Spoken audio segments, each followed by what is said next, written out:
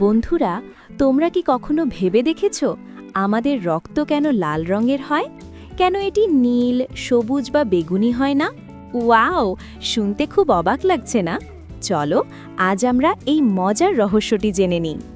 আমাদের শরীরের ভেতরে জাদুর মতো বয়ে চলে লাল রক্ত, আর এই রক্তের ভেতরে লুকিয়ে আছে কোটি কোটি ছোট ছোট কণা। এদের নাম হলো লোহিত রক্তকণিকা। ইংরেজিতে এদের বলে রেড ব্লাড সেল। জানেন কি, এই রক্তকণিকার ভেতরে থাকে খুব স্পেশাল একটা জিনিস, যার নাম হলো হিমোগ্লোবিন।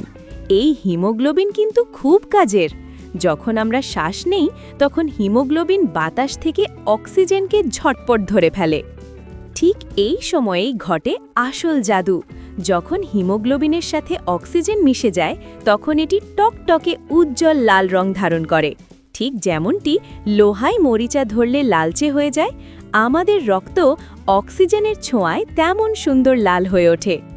তার মানে বন্ধুরা, আমাদের শরীরের এই লাল রক্ত আসলে আমাদের সারা শরীরে অক্সিজেন বয়ে নিয়ে যায়, যাতে আমরা অনেক অনেক শক্তি পাই এবং সারা দিন হাসি খুশি থাকতে পারি।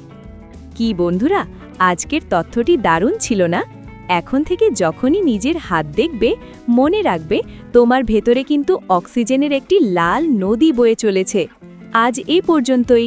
আবার দেখা হবে নতুন কোনো মজার গল্পে। টাটা।